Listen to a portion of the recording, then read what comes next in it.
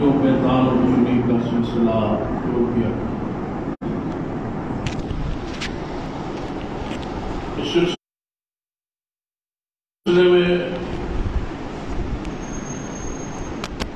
جس شخص نے سب سے برا کردار ادا کیا وہ عبداللہ ابن سبا۔ یہ مذہباً یہودی تھا، اس نے اسلام قبول کیا ظاہری طور پر، اور اسلام کے پردے اور لبادے میں سب سے پہلے اس نے سیدنا عثمان رضی اللہ تعالیٰ عنہ کے خلاف زبان دی۔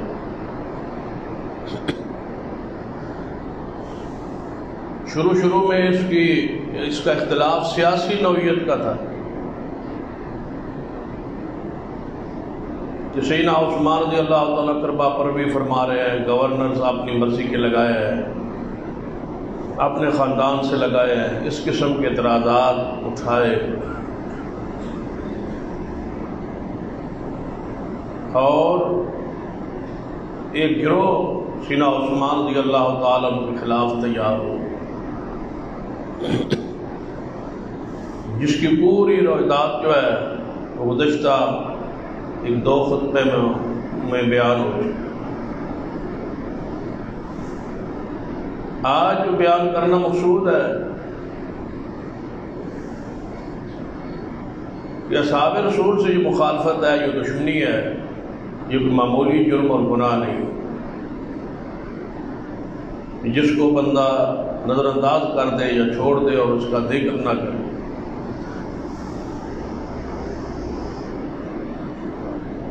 ذرا دوسرا حصہ دیکھی، امام حسن بصری رحمۃ اللہ علیہ سے پوچھا گیا صحابہ کرام کی محبت کی شرعی حیثیت کیا ہے، تو آپ نے فرمایا ان سے محبت کرنا فرض، سنت ہی نہیں ہے بلکہ فرض۔ اسی طرح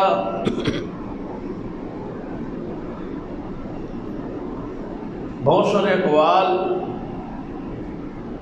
محدثین کرام کے موجود ہے۔ امام سعید بن مسیب رحمہ اللہ فرماتے ہیں کہ جو بندہ ابو بکر عمر عثمان علی سے محبت کرے اور عشرہ مبشرہ کے جنتی ہونے کی گواہی دے اور سیدنا امیر معاویہ رضی اللہ تعالیٰ کے لیے رحمت اور مغفرت کی دعا کرے، بس یہی بندے کی ذمہ داری ہے، یہی مسلمان کی ذمہ داری ہے۔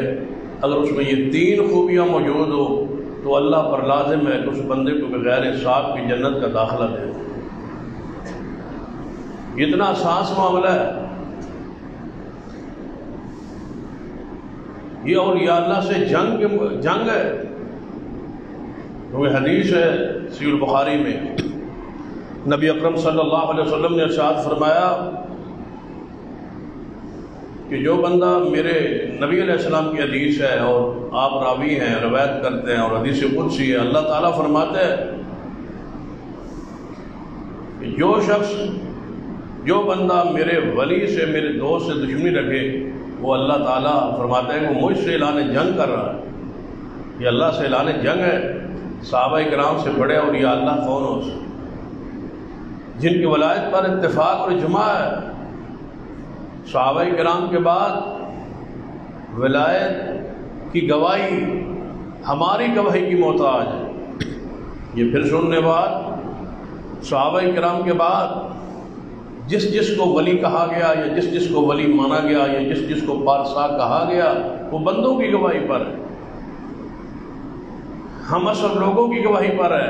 یہ بندہ نیک تھا، متقی تھا، پرہیزگار تھا، لوگوں کی گواہی کی روشنی میں کہا جائے گا کہ یہ ولی ہے، یہ نیک ہے، یہ پارسا ہے، یہ بزرگ ہے، اس پر اتنے بندے گواہی دے رہے۔ تو صحابہ کرام کی ولایت کی گواہی بندوں کی محتاج نہیں ہے، ان کو اولیاء اللہ رب نے خود کہا ہے، اور جس کو رب ولی کہہ دے، الا ان اولیاء اللہ لا خوف علیہم ولا هم يحزنون الذین آمنوا وكانوا يتقون الذین آمنوا وهاجروا وجاهدوا في سبیل اللہ الذین آمنوا وكانوا يتقون۔ اولیاء اللہ صحابہ کرام کے بارے میں تو اللہ کہہ رہا ہے یہ میرے ولی ہیں، یہ میرے دوست ہیں، یہ میرے پیارے. تو جو ان سے اعلان جنگ کرتا ہے، جو ان سے دشمنی رکھتا ہے، وہ اللہ سے اعلان جنگ کر رہا ہے. تو رافضیوں کا بڑا برا انداز اور برا انتخاب ہے کہ انہیں رب کی زمین پر بہترین لوگوں کو چنا ہے مخالفت کے. کنتم خیر امہ اخرجت للناس، تم بہترین امت ہو. کون؟ صحابہ کرام. صحابہ کرام بہترین امت ہے. اس امت کے بہترین لوگ ہیں، وہ خیار امت ہے، امت کے بہترین چنیدہ پسندیدہ منتخب شدہ لوگ ہیں.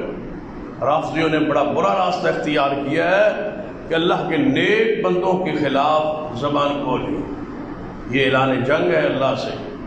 اور بھلا جو بندہ اللہ سے اعلان جنگ کرے، ذرا آپ سوچیں پھر کامیاب کون ہوگا؟ بندہ ہو سکتا ہے؟ بندے کی بس کی بات ہی نہیں ہے. تو اللہ تعالیٰ نے اس سزا کے طور پر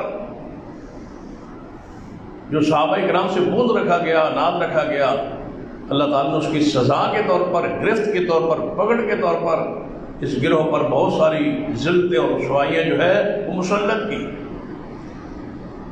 شاید آپ کو نظر نہ آئے، ہمیں نظر نہ آئے، لیکن اللہ کے بندوں نے، اولیاء اللہ نے، محدثین کرام نے ان ساری ذلت اور رسوائیوں کا ذکر کیا ہے جو اللہ کی طرف سے رافضیوں پر مسلط کی گئی. بڑا گناہ کیا ہے، بڑا جرم کیا ہے، بڑے پاکیزہ لوگوں کو چنا ہے گالی کے لیے، توہین کے لیے، تنقیص کے لیے. تو اللہ تعالیٰ کی غیرت کیسے برداشت کر سکتے ہیں؟ تو اللہ تعالیٰ نے ان پر بہت ساری ذلت اور رسوائیاں مسلط کی ہے. ذرا قرآن پاک اور حدیث کا مطالعہ کیجیے. اسی حوالے سے کہ جو اصحاب رسول کا دشمن ہے، مخالف ہے، یعنی اس راستے پہ نہ چل نکلنا کہ کوئی بندہ تحقیق کے نام پر، کوئی بندہ مطالعہ کے گھمنڈ پر اور اپنے علم کی بنیاد پر اور چند تاریخی کتابیں پڑھ کے بندہ ہرزہ سرائی کرے اصحاب رسول کے خلاف. زبانیں روک کے رکھے. خود نبی علیہ الصلوۃ والسلام نے فرمایا کہ جب میرے ستاروں کے بارے میں کوئی بات آ جائے تو فرمایا خاموش ہو جایا کرو، بات نہ کیا کرو. یہ ستاروں کی تاثیر وغیرہ جو ہے، فرمایا یہ اس کی کچھ حیثیت نہیں ہے، اس بارے بات نہیں کرنا. تقدیر کے بارے میں اگر بات سمجھ نہ آئے تو رسول اللہ نے فرمایا خاموش رہو، تقدیر پر بات نہ کرو ورنہ الجھ جاؤ گے. اس طرح رسول اللہ نے فرمایا جب میرے صحابہ کا ذکر آئے تو ان کے خلاف کوئی بات نہ کرنا، چپ رہنا، وگرنہ یہ بہت بڑا ایسا فتنہ ہے صحابہ کرام کے خلاف بولنا کہ اللہ کی طرف سے بہت ساری عذاب اس بندے کے حق میں لکھے جاتے ہیں جو صحابہ کرام کی تکفیر کرتا ہے، تنقیص کرتا ہے، توہین کرتا ہے. ایسے لوگ موجود ہیں جنہوں نے اصحاب رسول کے خلاف بغض کا مظاہرہ کیا ہے، کسی ایک صحابی کے خلاف. اور ایک بات بڑی پتے کی ایک محدث نے لکھی ہے، اگر آپ اس پہ غور کریں تو فرماتے ہیں کہ میرے نزدیک تو اتنا کہنا بھی جائز نہیں ہے صحابہ کرام کے حوالے سے کہ فلاں صحابی کا شان کم ہے اور فلاں کا زیادہ ہے. پھر غور کریں، فرماتے ہیں کہ میرے نزدیک تو اتنا کہنا بھی جائز نہیں ہے کہ فلاں صحابی کا شان کم ہے اور فلاں کا زیادہ ہے، بس اتنا کہنا جائز ہے.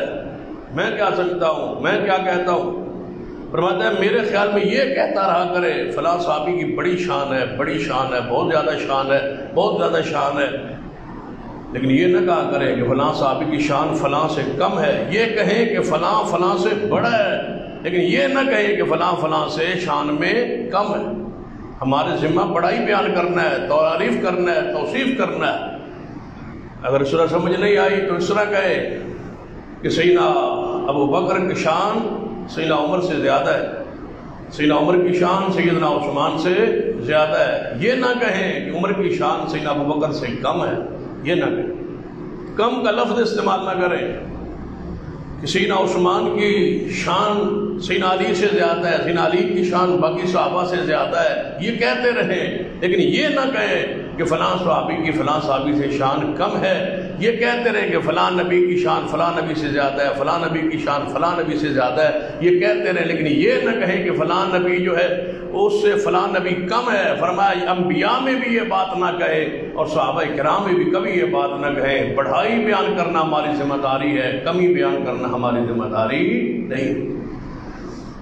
صحابہ کرام کے بارے میں اتنے حساس ہو بندہ کہ ان کی ذرہ برابر توہین اور تنقید جس پہلو سے اور جس انداز سے ذہن میں آ رہی ہو یا تحقیق میں یا مطالعہ میں، تو وہاں زبان روک لے اور کہہ دے کہ یہ مغفور لوگ ہیں، یہ بخشے ہوئے لوگ ہیں۔ کوئی بات ہو گئی ہوگی لیکن یہ بخشے ہوئے لوگ ہیں، کوئی بات ہو گئی ہوگی لیکن بخشے ہوئے لوگ ہیں۔ یہ ان پر بانس نہ شروع کر دیں۔ جس طبقے اور جس گروہ نے بانس کی ہے وہ اس دلدل میں پھنسے ہوئے، انہیں آج تک کوئی سمجھ نہیں آئی کہ ہم کیا کر رہے ہیں اور کیا ہو رہا ہے، ہمارا مسلک کیا، ہمارا عقیدہ کیا، ہمارا منہج کیا ہے، انہیں کوئی پتہ ہی نہیں۔ جس طرح وہ کوئی کیفیت ہے نولہ ما تولی والی ونصلہ جہنم وساءت مصیرا، وہ پھر رہے ہیں ایسے دلدل میں پھنسے ہوئے اس دلدل سے وہ نکل ہی نہیں سکتے، اور وہ صحابہ کرام پر رات دن تبرہ۔ بلکہ آپ حیران ہوں گے کہ 2-4 دن پہلے ایک رافضی کی طرف سے میڈیا پر آیا، کہتا ہے تبرہ کرنا ہمارے نزدیک نماز روزے سے زیادہ فرض ضروری، کہتے ہیں ہمارے اس کے بغیر گزارا نہیں ہوتا، ہمارا مذہب ہی تبرہ پر قائم ہے، ہمارا اس کے بغیر گزارا نہیں۔ پھر ساتھ کہتا ہے تبرہ کا معنی گالیاں نہیں ہے، ہم گالیاں کے معنی میں تبرہ نہیں لیتے، تبرہ کا معنی ہم یہ لیتے ہیں کہ ابو بکر عمر عثمان سے ہمارا کوئی تعلق نہیں ہے، برات کا اعلان کرتے ہیں کہ وہ اس قابل نہیں ہے کہ ہم ان کا ذکر کریں۔ بتاؤ یہ گالی سے بڑا جرم ہے کہ ہمارا ان سے تعلق کوئی نہیں۔ رسول اللہ کا سسر ہے، بتاؤ رسول سسر کے ساتھ تعلق ہوتا ہے یا نہیں ہوتا؟ رسول اللہ کے صحابی ہے، ہجرت کے رات رسول اللہ خود چل کے ان کے گھر کی طرف جا رہے ہیں، کوئی تعلق ہے تو جا رہے ہیں، اور نبی علیہ السلام کو ساتھ لے کے مدینہ کی طرف اکیلے چل رہے ہیں، تعلق ہے تو چل رہے ہیں۔ اور حیران کن بات ہے کہ جس کے ساتھ رسول اللہ کا تعلق ہے اس کے ساتھ کہتے ہیں ہمارا کوئی تعلق۔ تمہارے تعلق کی بنیاد پھر کیا ہے؟ کس بنیاد پہ تم تعلق رکھتے ہو، محبت رکھتے ہو، پیار رکھتے ہو؟ کوئی بنیاد بھی تو بتلاؤ۔ ہم تو اس مٹی سے بھی تعلق اور محبت اور احترام رکھتے ہیں جس مٹی پہ رسول اللہ نے قدم رکھا ہے، کوئی معیار بھی تو انسان کا۔ تو آئیے ذرا قرآن اور حدیث کی طرف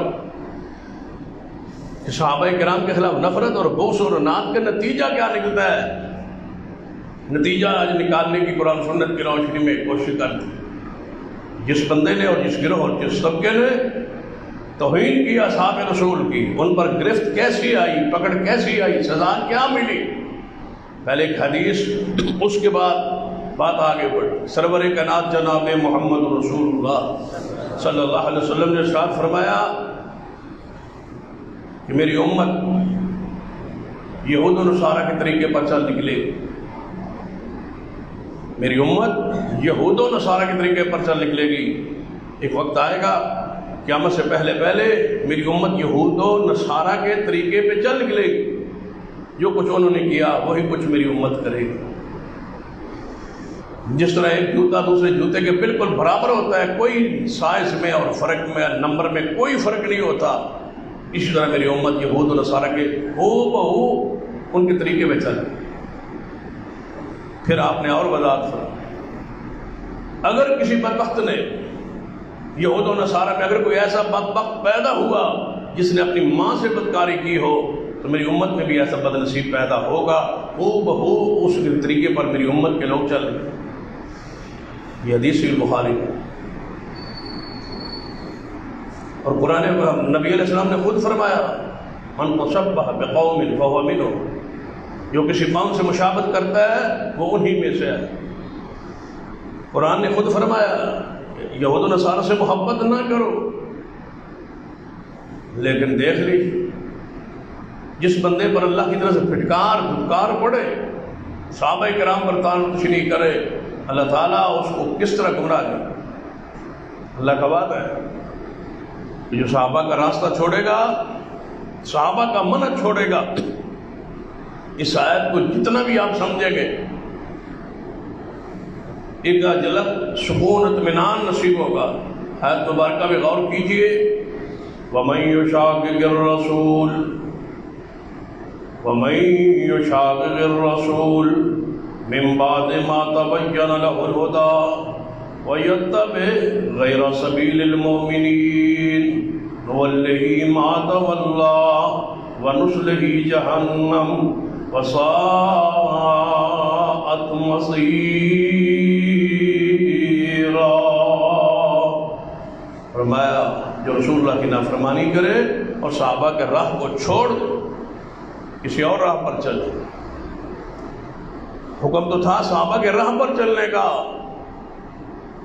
لیکن اس نے راہ تو صحابہ کا کیا اپنانا تھا، اس نے صحابہ کو برا کہنا شروع کر دیا، وہ برے ہیں نعوذ باللہ، وہ غلط ہے نعوذ باللہ، وہ پھر گئے اسلام سے۔ قیامت تک حکم تھا کہ صحابہ کے راہ پہ چلنا ہے، ان جیسا ایمان لانا ہے، ان جیسا عقیدہ اپنانا ہے، ان جیسے اعمال کرنے ہیں، لیکن بجائے اس کے ان کے راہ پہ چلے یہ انہی کی مخالفت شروع کر دی کہ یہ خود ٹھیک نہیں ہے، اس راہ پہ رب نے ان کو چلایا اور رب کہتا ہے ان کے راہ پہ چلو، یہ راہ ہی ٹھیک نہیں۔ پھر ذرا غور کیجئے رب کی طرف سزا کیا دی ہے، نوَلِّهِ مَا تَوَلَّىٰ، پھر ایسے شخص کو ہم پھیر دیتے ہیں وہ جدھر پھرنا چاہتا ہے، آخر کار ٹھکانہ تو جہنم ہے، وہ دلدل میں پھنس جاتا ہے، نکل نہیں سکتا۔ ذرا پڑھی یہود و نصارہ کا قرآن پاک میں ذکر موجود ہے، انہوں نے کیا کیا کیا ہے، اور اولیاء اللہ کی دشمنی کی وجہ سے ان رافضیوں پر وہ عذاب کس طرح مسلط ہوا، وہ اعمال کس طرح ان کی زندگی میں بنے آئے، ان کا حصہ بنے، جو خالص یہودیوں کا کردار تھا، جو یہودیوں پر گرفت اور عذاب کے طور پر چیزیں نازل ہوئی، آج وہ رافضیوں میں موجود ہے۔ یہودی کیا کرتے تھے؟ سیدنا موسیٰ علیہ السلام کوئی طور پہ چلے گئے 40 راتوں کے لیے، 30 کے لیے گئے تھے، اللہ نے 10 دن وہاں پڑھا دی، 40 راتیں کوہ طور پر رہے۔ موسیٰ علیہ السلام رب سے ہم کلام ہونے گئے، صرف 40 دن، اور جب موسیٰ علیہ السلام گئے ساری قوم توحید پر تھی، صحیح عقیدے اور صحیح منہج پر تھی، کتنی جلدی گمراہ ہوئی، صرف 40 دن، 40 دنوں کے اندر انہوں نے بچڑے کی پوجا شروع۔ سیدنا عثمان رضی اللہ تعالیٰ عنہ کتنے دن معصور ہوئے، کتنے دن بند ہو گئے، 40 دن۔ پیچھے کون تھے؟ موسیٰ علیہ السلام اپنی قوم میں کس کو چھوڑ کے گئے؟ ہارون علیہ السلام۔ اور اس امت کا ہارون کون ہے؟ اس امت کا ہارون کون ہے؟ سیدنا علی رضی اللہ تعالی عنہ۔ رسول اللہ کی حدیث ہے صحیح البخاری کہ نبی علیہ السلام تبوک کی طرف گئے، سیدنا علی کو ساتھ نہیں لے گئے تھے، اور وہ بھی صبر اتنے ہی دنوں کا تھا۔ تو سیدنا علی رضی اللہ عنہ دل میں خیال ہے منافق نہیں گئے، منافقین تبوک کی طرف نہیں گئے، اور مجھے رسول اللہ نے حکم دیا کہ آپ نے بھی نہیں جانا، منافق کیا کہیں گے؟ اگرچہ میں رکا رسول اللہ کی مرضی سے ہوں، رسول اللہ کے حکم سے ہوں، اطاعت میں، رسول اللہ اور اس کے رسول کی اطاعت میں، لیکن یہودی اور عیسائی اور منافق کہیں گے اگر ہم نہیں گئے، فلاں فلاں نہیں گیا، تو سیدنا علی بھی نہیں گئے، سیدنا علی سے یہ بات سننا برداشت نہیں تھی، آپ چلے گئے پیچھے، جا رسول اللہ کو پہنچے۔ رسول اللہ نے فرمایا علی آپ کو تو وہاں چھوڑ آئے تھے اور آپ یہاں آ گئے۔ فرمایا یا رسول اللہ منافق کیا کہے؟ آپ نے فرمایا تیری اور میری مثال موسیٰ اور ہارون علیہ السلام جیسی۔ کون ہارون ٹھہرے؟ علی رضی اللہ تعالیٰ۔ فرمایا موسیٰ گئے تھے، ہارون کو چھوڑ گئے تھے، میں جا رہا ہوں تو آپ پیچھے رہے۔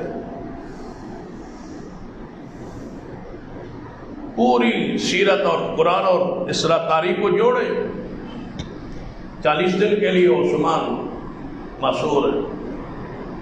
اس امت کا ہارون سیدنا علی رضی اللہ تعالیٰ عنہ 40 دنوں میں بنی اسرائیل نے گائے کی پوجا شروع کر دی، بچڑے کی پوجا شروع کر دی، اور اس قوم نے 40 دنوں میں جو طوفان بدتمیزی برپا کیا سیدنا عثمان کے خلاف، وہ اللہ کی پناہ قتل پر تیار ہو گئے، سیدنا عثمان کے خون کو بہانے پر تیار ہو گئے۔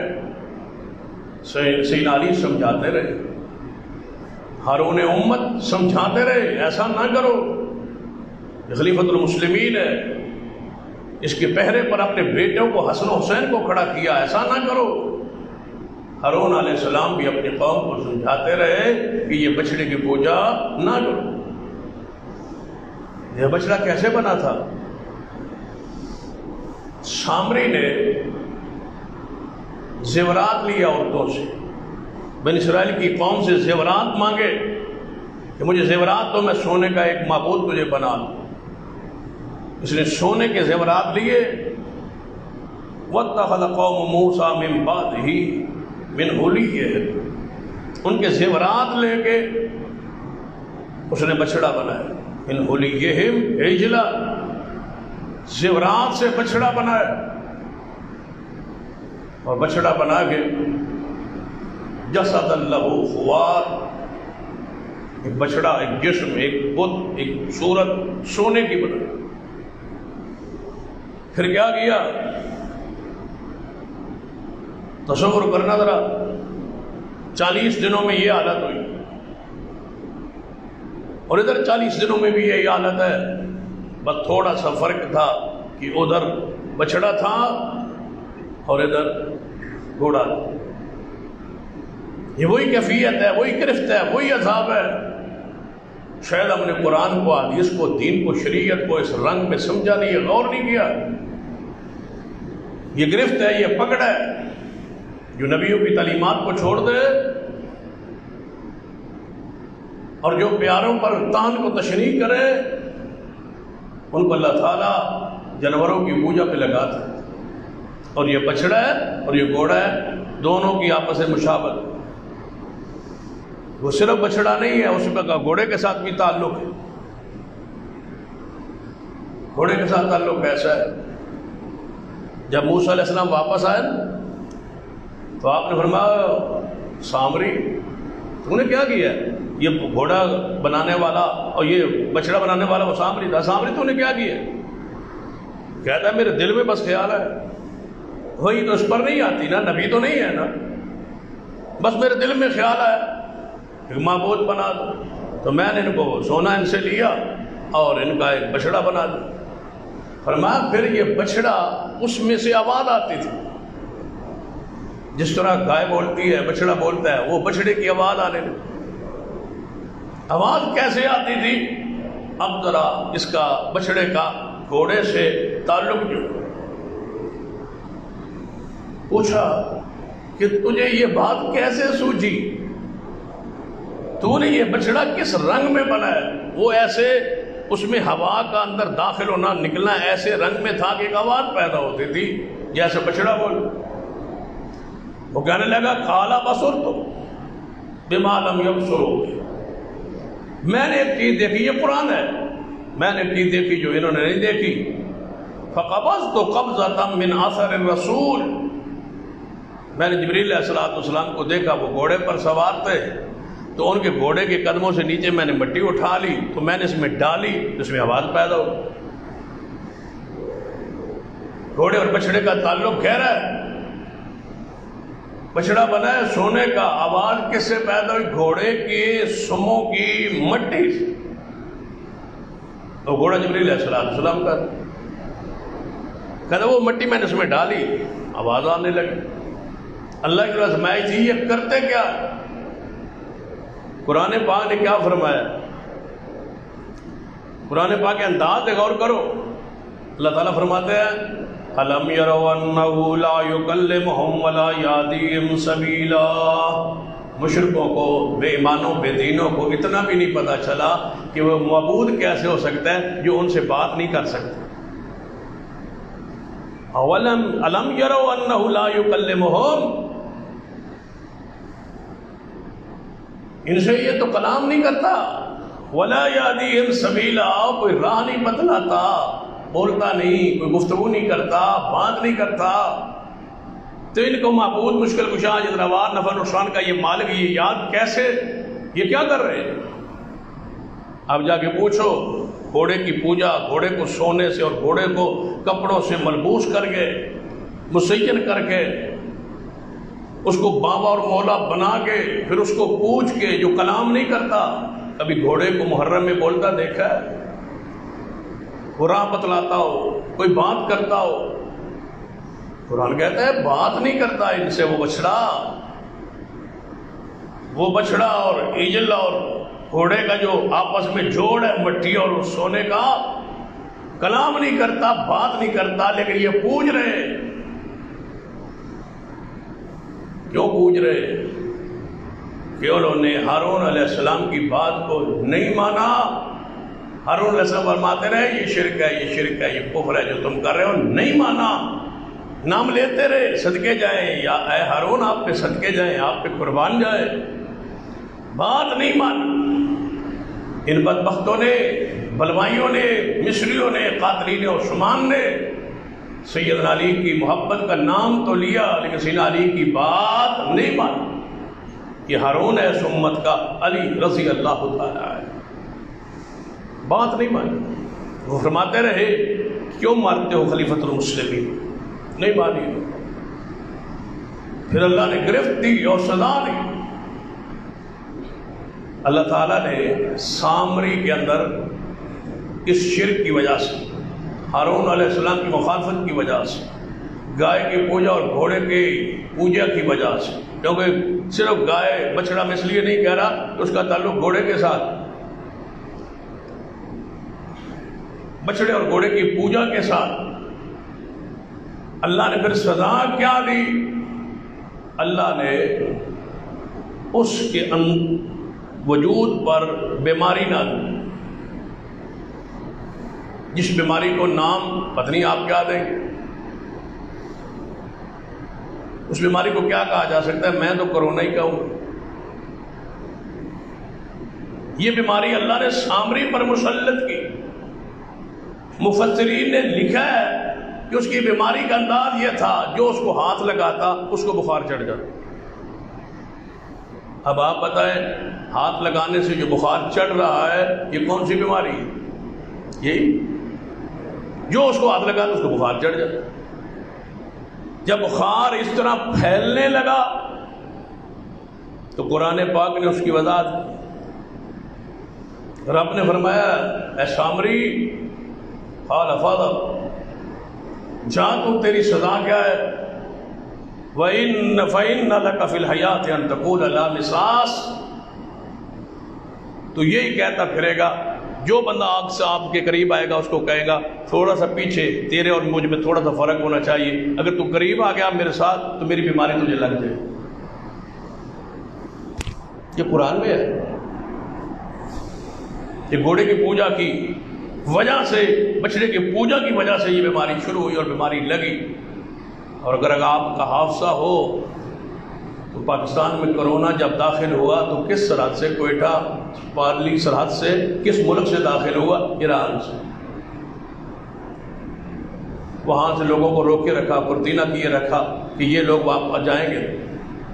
باقی تو لوگوں کو بعد میں بدنام کرنے کی کوشش کی، اصل تو یہ کافروں سے، چائنا سے اور دیگر ممالک سے، جہاں یہ گھوڑے اور جہاں یہ جانوروں کی اور جہاں یہ بچڑوں کی پوجا ہوتی ہے، وہاں ان ممالک سے اس بیماری کو نکالا گیا، نکلی ہے، اور یہ بیماری اللہ کی طرف سے گرفت اور عذاب ہے صحابہ کی توہین کی وجہ سے۔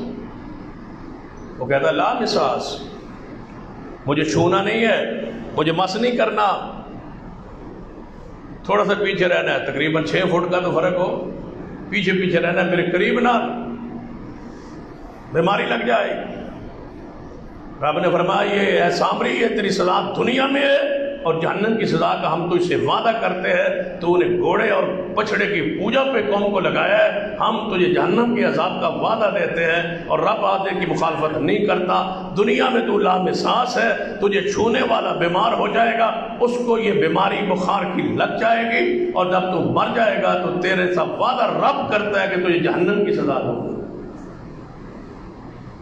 قرآن کو پڑھیے۔ ہارون علیہ السلام کتنے صبر والے تھے، وہ شرک کرتے رہے، وہ کفر کرتے رہے، وہ کفر کرتے رہے، بچڑے کی پوجا کرتے رہے، آپ سمجھاتے رہے، وعظ و نصیحت کرتے رہے، لیکن تلوار نہیں، لڑے نہیں۔ یہی موقف سیدنا علی رضی اللہ تعالیٰ عنہ، قاتلین عثمان آپ کے ساتھ ہیں، آپ ان کے خلاف تلوار اٹھائیں، فرمایا نہیں، وہی صبر، وہی انداز جو ہارون علیہ السلام، فرمایا نہیں، حالات بگڑ جائیں گے، خراب ہو جائیں گے، میں ایسا نہیں کروں، حالات سورنے کا، درست ہونے کا انتظار کرو۔ پھر سیدنا امیر معاویہ اور دیگر صحابہ کہتے تھے کہ نہیں، انتظار کے بغیر ان کو مارو یا ہمارے حوالے۔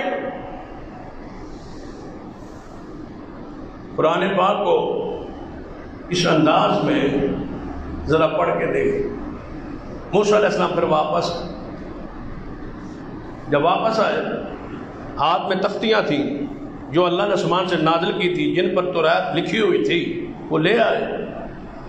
آتے ہی دیکھا کہ گائے کی اور گھوڑے کے وہ اختلاط سے وہ شرک ہو رہا ہے، غصے میں آئے، جلال میں آئے، تختیوں کو نیچے رکھا، پھینک کے نہ ہارون علیہ السلام کے پاس آئے، تو ہم نے اچھی انداز میں میری خلافت کو، میری نیابت کو کیا ہے، یہ کیا ہو رہا ہے؟ داڑھی مبارک کو پکڑ لی ہارون علیہ السلام اور پیغام دے دیا کہ دو نبی آپس میں الجھاؤ ہو چکا ہے، دونوں سے محبت ہے، دونوں سے پیار ہے۔ تو جب ہارون امت پر امیر معاویہ کا اختلاف ہوا ہے تو وہاں ایک سے پیار کیوں؟ دونوں سے پیار کیوں؟ دونوں سے محبت، دونوں سے پیار، دونوں سے عقیدت، دونوں پر ایمان، دونوں سے اظہار محبت، الجھاؤ تو ہوتا ہے، ہو گیا۔ فرمایا میری بھائی، میری داڑھی مبارک کو چھوڑو تو صحیح، میری بات تو سنو، میں ان کو سمجھاتا رہا، میرا قصور نہیں ہے، میرا جرم نہیں ہے، میں نے بہت بڑا سمجھا ہے، لیکن یہ شرک سے باز نہیں آئے۔ جب غصہ مبارک ٹھنڈا ہوا موسیٰ علیہ السلام کا، تو فرمایا میری قوم سن لو، یہ بچڑا تمہارا حاجت روا مشکل کشا نہیں ہے۔ کہنے کہ موسیٰ صاحب ہم سے غلطی ہو گئی، کوئی معافی کی صورت ہو سکتی ہے؟ فرمایا ہاں، ایک ہے معافی کی صورت، تم پر اللہ کی طرف سے ایک پکڑ، ایک گرفت آ رہی ہے، تم ذرا اس پر پہلے عمل کرو، پھر توبہ قبول ہو۔ کون سی؟ وَإِذْ قَالَ مُوسَىٰ لِقَوْمِهِ يَا قَوْمِ إِنَّكُمْ ظَلَمْتُمْ أَنفُسَكُمْ، اے میری قوم، آپ نے اپنی جانوں پہ ظلم کیا ہے۔ ظلم کیا کیا ہے؟ تم نے کس کی پوجا کی ہے؟ بچڑے کی، گھوڑے کی پوجا کی ہے، یہ شرک ہے۔ ان الشرک لظلم عظیم، شرک بہت بڑا ظلم ہے، تم نے شرک کیا ہے۔ اتخاذکم العجل، یہ بچڑے کو پکڑنا، معبود بنانا، یہ شرک ہے، تم نے ظلم کیا ہے۔ فتوبوا الی بارئکم، اپنے رب کی طرف، اپنے پیدا کرنے کے والے کی طرف توبہ کرو۔ توبہ کا طریقہ کیا ہے؟ فاقتلوا انفسکم، چھریاں لے لو، اپنے آپ کو مارو، یہ تمہاری سزا ہے۔ جو جانور کی پوجا کرے، اللہ نے اس کی سزا رکھی ہے کہ وہ اپنے آپ کو مارے۔ فاقتلوا انفسکم، قرآن ہے، فرمایا مارو اپنے آپ کو، یہ اپنے آپ کو مارنے کی سزا ہے۔ صدیق، عمر، عثمان اور سیدنا علی اور ایسے پاکیزہ ہستیاں کا بغض جو ہے وہ دنیا میں سکون سے رہنے دے۔ فرمایا منافقو تم ساری زندگی روتے رہو گے، ہنسو گے کم، رو گے زیادہ، یہ تم پر عذاب ہے۔ اور یہ سارا سال روتے، یہ وہ گرفت ہے، یہ وہ پکڑ ہے۔ ہم سمجھتے ہیں یہ کوئی مذہب ہے، مذہب نہیں ہے، یہ گورکھ دھندا ہے اور اللہ کی طرف سے یہ پکڑ اور گرفت اور عذاب ہے۔ فرمایا تم مارو اپنے آپ کو، فَاقْتُلُوا أَنفُسَكُمْ ذَلِكُمْ خَيْرٌ لَكُمْ، تمہارے لیے بہتر، تمہارے لیے حسن، تمہارے لیے جمال، تم اپنے آپ کو مارتے رہو تو خوش رہتے ہو، تم مارو اپنے، یہی بہتر ہے تمہارے لیے۔ کیا وہ خوش ہو کے تھپڑ نہیں مارتے؟ کیا وہ عبادت سبھی کی چھریاں نہیں مارتے؟ فرمایا اس ان کے طریقے میں میری امت چل نکلے گی، جو یہود و نصارہ کرتے تھے، جو وہ کرتے ہیں وہ کر رہے ہیں۔ کیا کرتے تھے؟ وَجَاءُوا أَبَاهُمْ عِشَاءً يَبْكُونَ وَجَاءُوا عَلَىٰ قَمِيصِهِ بِدَمٍ قَذِبٍ، وہ قمیضیں لٹکاتے تھے اور اس پر جھوٹے خون لگاتے تھے۔ ساری وہ حرکتیں آج موجود۔ گھوڑا بھی روتا ہے، اب گھوڑے کو کیا پتا ہے کہ آج 10 محرم ہے، یہ روتا ہے، اس کی آنکھیں میں کوئی شاید چیز ڈالتے ہیں، وہ ایسے لگ رہا ہے جیسے اس کے آنسو آ رہے ہیں، وہ رو رہا ہے، یا ان پر رو رہا ہے کہ ان بدماشوں کو کیا ہو گیا ہے،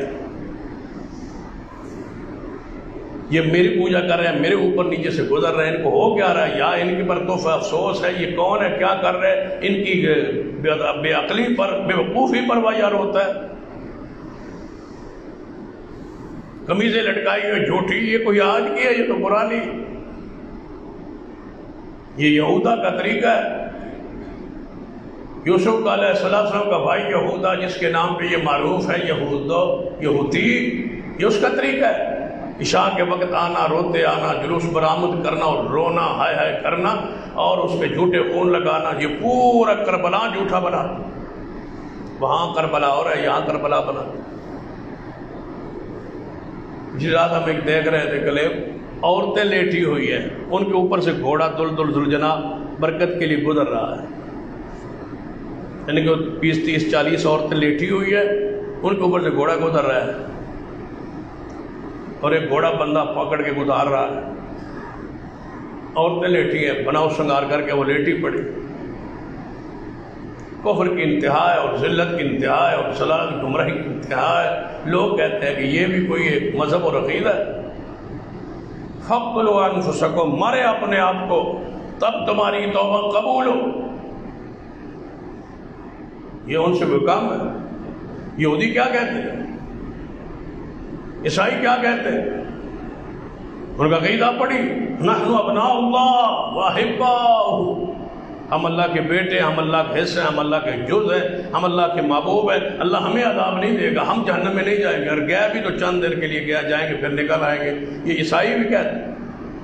عیسائی کہتے ہیں عیسیٰ علیہ السلام نے اس بالرسولی پہ چڑھ گئے، ہمارے گناہوں کا کفارہ، اور یہ رافضیوں کتابوں میں لکھا ہوا ہے، ان کے یہ بیان موجود ہے کہ حضرت حسین ابن علی کربلا میں شہید ہو گئے، ہمارا کفارہ ہو گیا، اب ہم نے صرف ماتم کرنا ہے، رونا پیٹنا ہے، ہمارے گناہوں پر عذاب نہیں ہو۔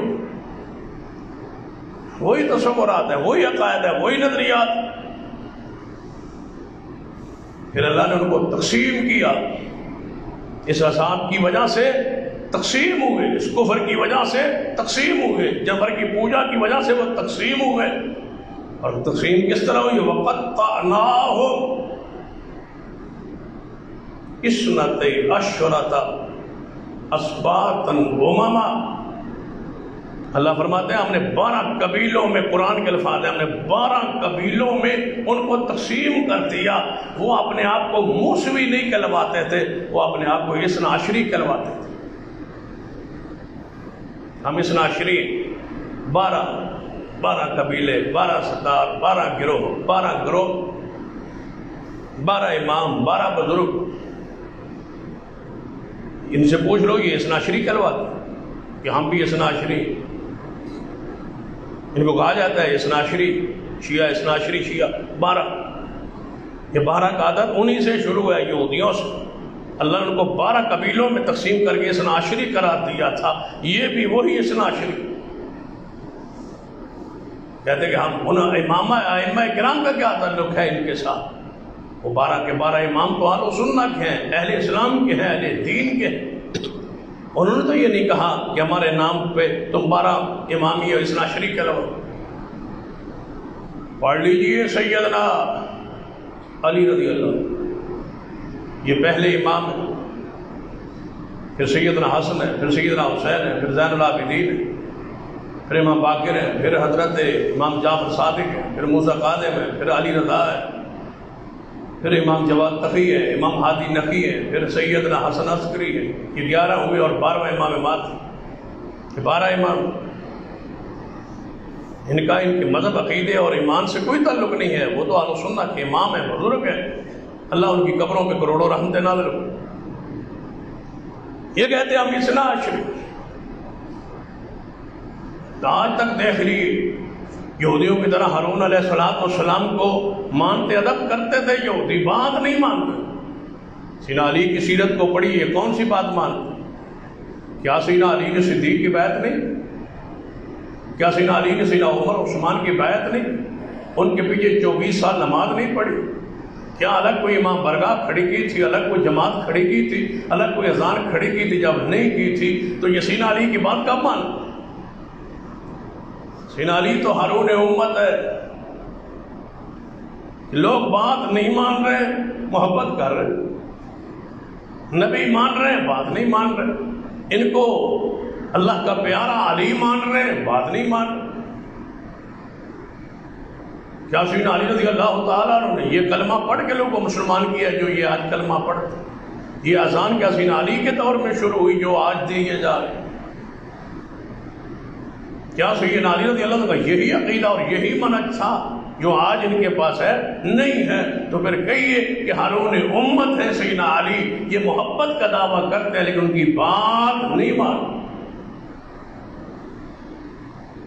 ہارون یہودیوں کا پتہ بس کیا تھا؟ میری امت یہود و نصارہ کے طریقے پر چل نکلے۔ یہودیوں کا بس پڑھ لی، یہودی بیت المقدس سے محبت کرتے ہیں، بیت المقدس سے محبت کرتے ہیں، بیت اللہ سے نفرت کرتے ہیں۔ یہ یہودیوں کا طریقہ تھا۔ یہ طریقہ انہی رافضیوں میں موجود ہے۔ القدس القدس کریں گے، اسرائیل مرد آباد کہیں گے، بیت المقدس کی آزادی کی باتیں کریں گے، اس کے تقدس کی باتیں کریں گے۔ وہاں یہودیوں نے قدم کیوں رکھا ہے؟ احتجاج کریں گے، اسرائیل مرد آباد کے نعرے لگائیں، القدس کی آزادی کے نعرے لگائیں، لیکن بیت اللہ میں جا کے جلوس نکال کے وہاں کے امن کو خراب کریں۔ وہ محبت بیت اللہ سے نہیں ہے جو یہودیوں کے قبضے میں ہے، یا تسلط ہے۔ کس کا؟ بیت المقدس پہ تسلط یہود و نصارہ یہودیوں کا ہے۔ وہاں محبت انہیں پریشان کر رہی۔ اسرائیل مرد آباد ہے، وہ تباہ ہونا چاہیے، بیت القدس کو آزاد ہونا چاہیے۔ وہاں توہین ہو رہی ہے، وہاں توہین ہو رہی ہے، اور بیت اللہ کے خلاف وہی سازشیں جو یہودیوں کی سازشیں بیت المقدس کے بارے میں ہے، وہی سازشیں ان کی سعودی عرب اور بیت اللہ کی طرف۔ یہ تو یہودیوں کا طریقہ تھا۔ جب بیت اللہ قبلہ تبدیل ہوا تھا سب سے زیادہ تکلیف کس کو ہوئی تھی؟ یہودیوں کو۔ کہ نبی علیہ السلام آگے نماز 16-17 مہینے بیت المقدس کی طرف منہ کر کے نماز پڑھی، یہودی خوش تھے کہ جو ہمارا قبلہ ہے وہی قبلہ انہوں نے بنا کے نماز پڑھ رہے۔ قد نرا تقلب وجهك في السماء، رسول اللہ بار بار آسمان کی طرف دیکھتے تھے کہ میرا قبلہ تبدیل ہو جائے۔ اللہ فرماتے ہیں میرے محبوب جب آپ نے بار بار ہماری طرف دیکھا نا تو ہم نے آپ سے توجہ فرمائی، ہم نے آپ کو راضی کرنے کے لیے تمہارا قبلہ تبدیل فرما دیا۔ آج کے بعد بیت اللہ تو یہودی سڑ گئے، چھل گئے، بوجھ گئے، وہ پریشان ہو گئے، دکھی ہو گئے، اور کہتے تمہاری نمازیں پہلی ضائع برباد ہو گئی، 16-17 مہینے ادھر اور آپ تم بیت اللہ کی طرف منہ کر کے نماز پڑھ۔ بیت اللہ سے نفرت، بیت المقدس سے محبت، یہ یہودیوں کا ایک طریقہ۔ مسلمان کون ہوتا ہے؟ جو بیت اللہ سے بھی محبت کرے اور بیت المقدس کا بھی احترام کرے۔ وہ منسوخ قبلہ ہے، سارے نبیوں نے ادھر منہ کر کے نماز پڑھی ہے، وہ واجب الاحترام ہے۔ وہاں 500 بعض روایات میں 250 نماز پڑھنے کا، وہاں 250 نماز پڑھنے کا ثواب ملتا ہے۔ وہاں کی زیارت کے لیے تیاری کرنا، سفر کرنا سنت ہے۔ اس کی زیارت کے لیے سپیشل بیت مقدس جانا ویسے اجر و ویسے ثواب ہے، لیکن بیت اللہ سے محبت اس سے زیادہ ہے۔ لیکن بیت اللہ میں نعرے، بیت اللہ میں جلوس، بیت اللہ میں افراتفری، بیت اللہ میں ہر سال حج کے موقع پر کس قوم اور کس ملک کے انتشار اور وہاں دھماکے کا، لڑائی کا اور بدامنی کا خطرہ ہوتا ہے، یہی لوگ۔ وہاں یہودیوں کو تو خطرہ نہیں ہوتا، عیسائیوں سے تو خطرہ نہیں ہوتا، کافروں سے خطرہ نہیں ہوتا، ہندوؤں سے تو خطرہ نہیں ہوتا کہ وہاں انڈیا جا کے حاجیوں پر حملہ کر دے۔ اسرائیل سے وہاں خطرہ نہیں ہوتا، امریکہ سے خطرہ نہیں ہوتا، کفار سے خطرہ نہیں ہے۔ وہاں حج کے دوران کس ملک سے خطرہ ہے، کس قوم سے خطرہ ہے، کون ہے بیت اللہ کے خلاف دل میں بغض رکھنے والے؟ یہ وہی سزا ہے جو اللہ نے صحابہ کی گستاخی اور توہین میں ان کو دی ہے کہ ان کے دل میں بیت اللہ کی محبت داخل نہیں ہو سکتی۔ یہ زیارت کریں گے، عمرے کی طرف بہت کم جائے۔ زوار صاحب، زائر، زوار، زیارتوں کو جا رہے ہیں۔ مجھے بتلایا جائے کیا ایران عراق کی زیارت مسنون ہے، مشروع ہے، اسلام میں ہے، دین میں ہے، شریعت میں ہے، ذکر ہے؟ کیا اس کا تصور ہے اسلام میں؟ اس کے لیے باقاعدہ اصطلاح ہے زوار۔ یہ وہ زوار ہے جو زیارتیں کر رہے ہیں، بار بار جائے تو پھر زوار بنتا ہے۔ جیسے آپ کہتے ہیں الحاج، بار بار حج کرے تو کہتے ہیں الحاج، یہ کہتے ہیں زوار۔ ان کی اسلام سے اصطلاح ہی الگ۔ آج تک ہماری اصطلاح مسجد اور مدرسہ ہے، ان کی اصطلاح کیا ہے؟ امام برگاہ، اصطلاح ہی الگ ہے۔ حیران کن بات ہے، مسلمانوں کی جتنی اصطلاحیں ہیں ان سے الگ اصطلاحیں مقابلے میں کھڑے۔ یہ وہ صحابہ کرام کی توہین و گستاخی ہے، اس کا انجام ہے، اس کی سزا ہے۔ جو صحابہ کرام کی توہین کرتا ہے، اللہ تعالیٰ اس کو اپنی طرف سے اس پر یہ گرفت اور عذاب اور یہ کفر اور ضلالت ان پر اتار دیتا ہے، مسلط کر دیتا ہے۔ لہذا اس راستے پہ نہ چل۔ ہر نوجوان سے کہو توہین صحابہ کی راہ پہ نہ چلنا، سیدنا عثمان سیدہ امیر معاویہ کے خلاف ہرزہ سرائی نہ کرنا۔ یہیں سے امت پٹڑی سے ہٹی ہے۔ جب سیدنا عثمان کی توہین شروع ہوئی ہے، یہی لوگ تباہ ہوئے، یہی لوگ برباد ہوئے، یہی لوگ پٹڑی سے اترے، یہی لوگ خارجی بنے، یہی لوگ گستاخ بنے، یہی لوگ واجب القتل ٹھہرے، یہی لوگ برے بنے۔ انہی لوگوں نے امت میں فرقہ واریت پھیلائی، انہوں نے فرقوں میں تقسیم کیا، انہوں نے محبت اہل بیت کا نعرہ لگایا، انہوں نے سیدنا عثمان کے خلاف نعرہ لگایا، سیدنا علی کی حمایت میں نعرہ لگا کے انہوں نے شرک کو، بدعت کو، خرابات کو، کفر کو، ضلالت کو، خلافت کا انکار کیا ہے اور ان ساری چیزوں کو رواج دیا ہے۔ یہ وہ توہین کا انجام ہے کہ اللہ نے وہ حق پر نہیں رہنے دی۔ حال و سنت پر اللہ کی رحمت ہے کہ ہم گناہ گار ہو سکتے ہیں، لیکن عقیدہ اللہ نے وہی دیا ہے جو رسول اور صحابہ پر اترا، جو صحابہ کرام پہ آیا ہے، جو رسول اللہ نے بیان کیا ہے، اللہ نے رسول اللہ پر نازل کر کے صحابہ کو حضور نے سمجھا دیا ہے۔ وہی مسلک، وہی منہج آج اہل سنت کے پاس محفوظ اور موجود ہے۔ لہذا صحابہ کرام کے بارے میں کبھی خیال میں بھی نہ آئے آپ کے دل میں کہ صحابہ بھی برے ہو سکتے ہیں، نہ اس توہین نہ کرنا، تنقیس نہ کرنا، ان سے محبت کرنا، ان سے پیار کرنا، ان کو سے سمجھنا کہ وہ بخشے ہوئے لوگ، وہ مغفور ہے۔ آخری بات، یہ فرق اپنے ذہن میں رکھ لیجیے ہمیشہ کے لیے کہ میں چاہتا ہوں کہ عظمت صحابہ کا جو موضوع کہیں جمعہ خطبہ سے چل رہا ہے، اس کو ذرا کلوز کرنے کی طرف لاؤ، آئندہ جمعے پر اس کو کلوز کر۔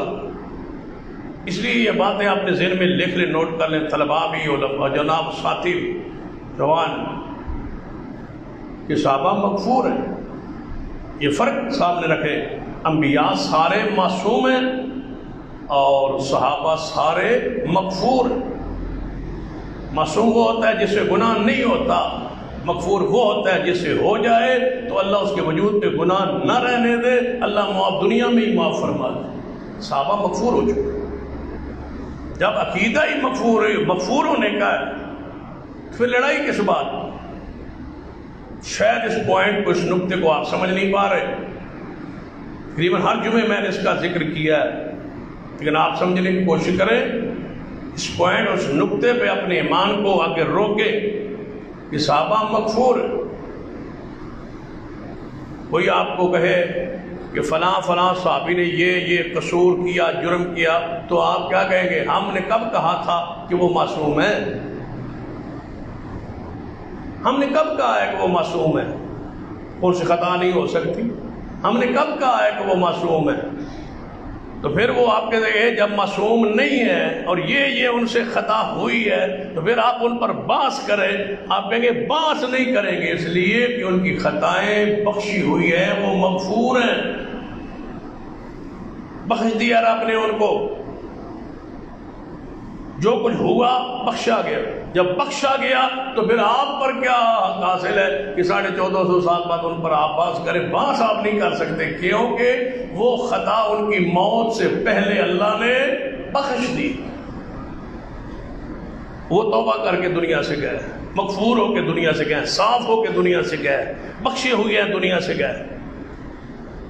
میں آپ سے پوچھتا ہوں کیا آپ نے علماء کرام سے یہ بات نہیں سنی کہ جو بندہ حج کرے، جتنا پاپی ہو، جتنا گناہگار ہو، جتنا سیاہکار ہو، جتنے بھی گناہ ہو، حج کرے تو وہ ایسا ہو جاتا ہے جیسے آج ماں کے پیٹ سے پیدا ہو. یہ رسول اللہ کی حدیث ہے. وہ بندہ کیا ہو جائے گا؟ مغفور، بخشا ہوا، بالکل گناہوں سے صاف ہو گیا.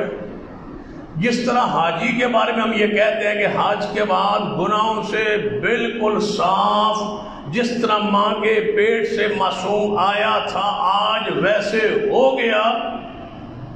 ہم آدمی کے بارے میں یہ آپ کہہ رہے ہیں. اور صحابہ کرام کو کتنے صحابہ تھے حج کے آخری حج پر؟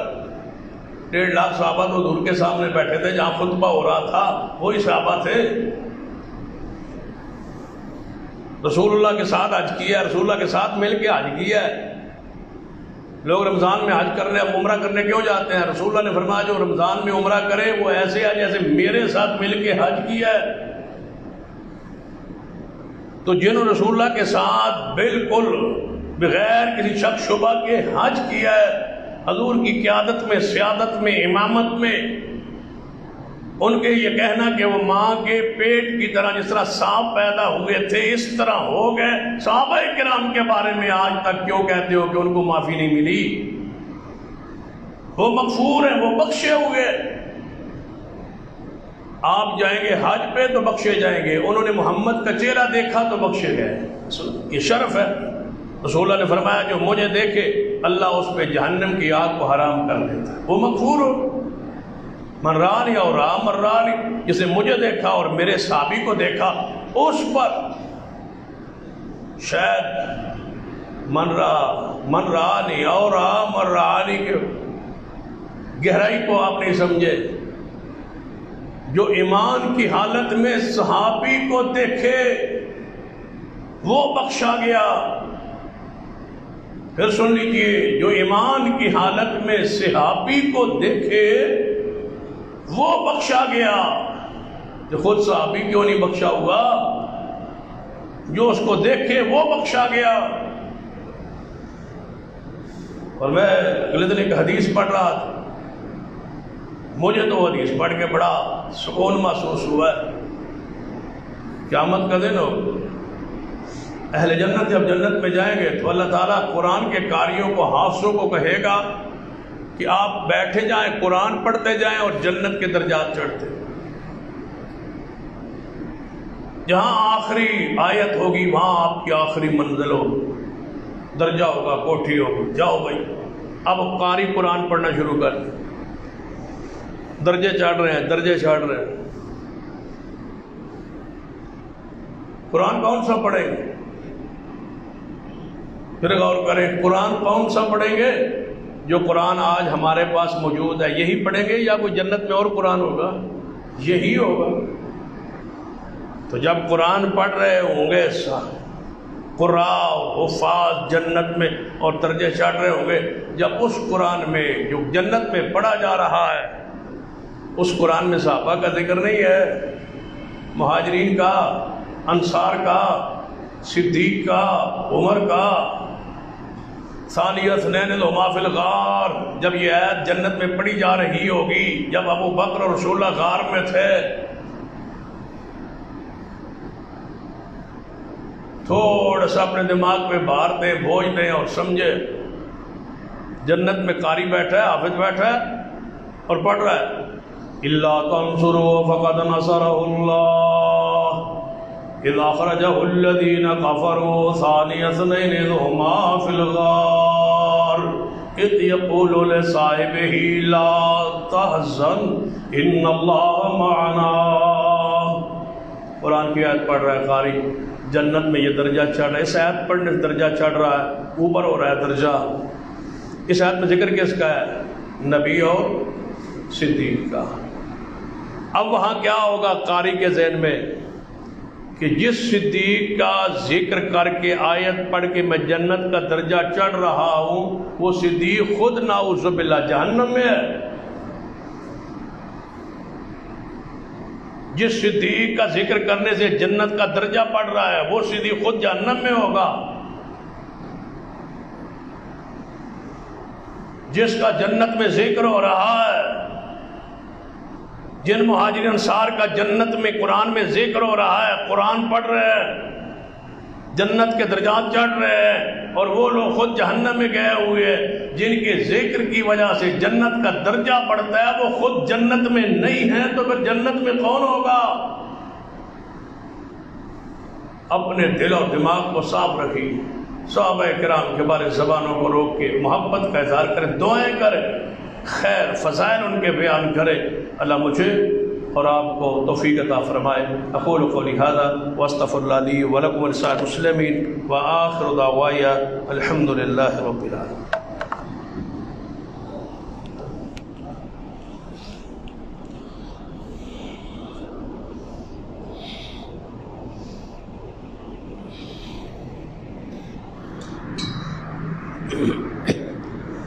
حضرات،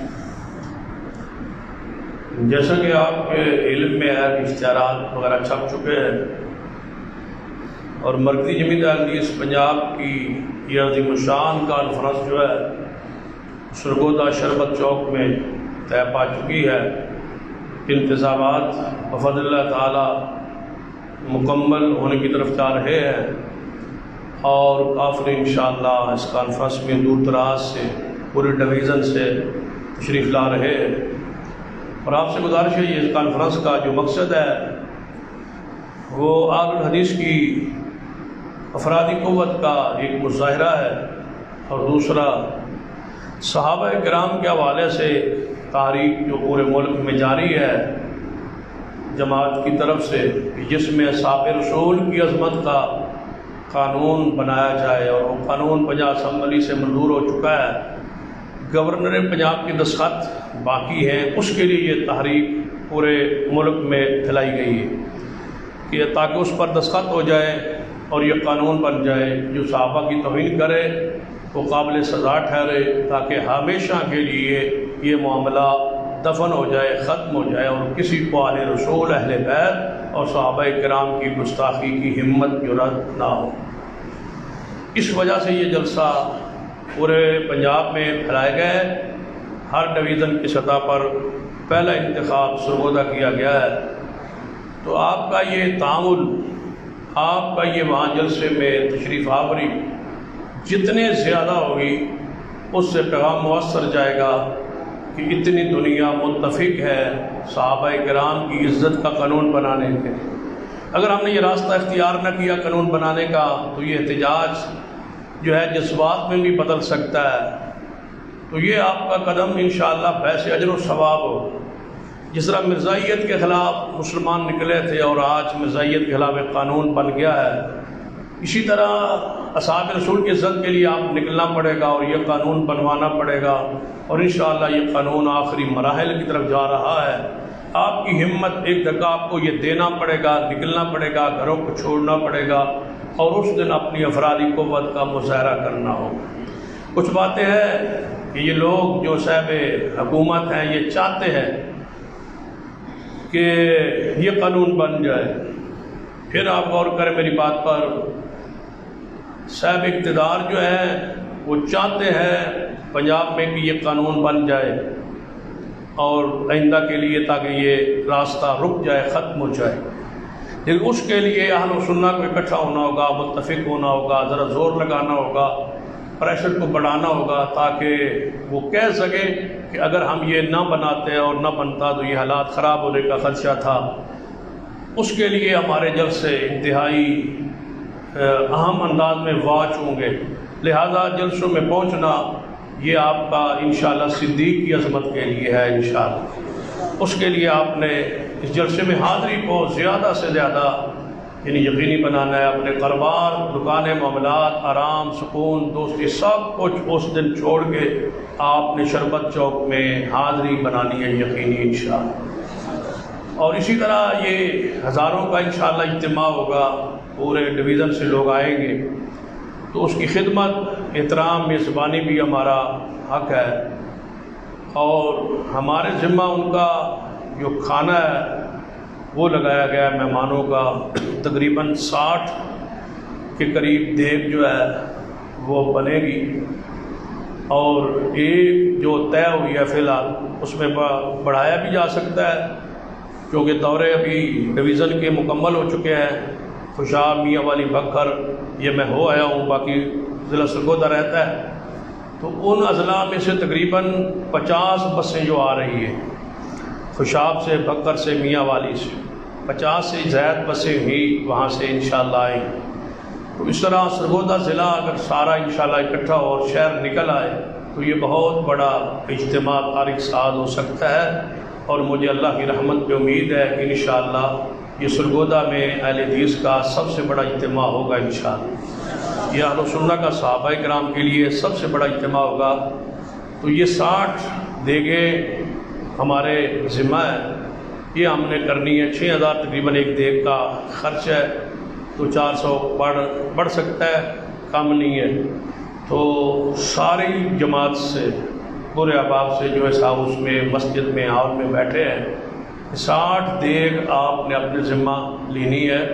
تو یہ اس طرح سمجھے جس طرح صدیق کے لیے کہ گھر کا سارا سامان لے آئے، تو آج آپ نے صدیق کی عزت اور حرمت کے لیے یہ نکلنا ہے، اور یہ جلسہ ہے، اسی محبت کا اظہار کریں۔ یہ ایک دو دیگیں جس طرح آپ ذمہ لے سکتے ہیں، وہ 60 بندے ایسے جماعت میں موجود بھی ہیں اور سامنے موجود ہے انشاءاللہ۔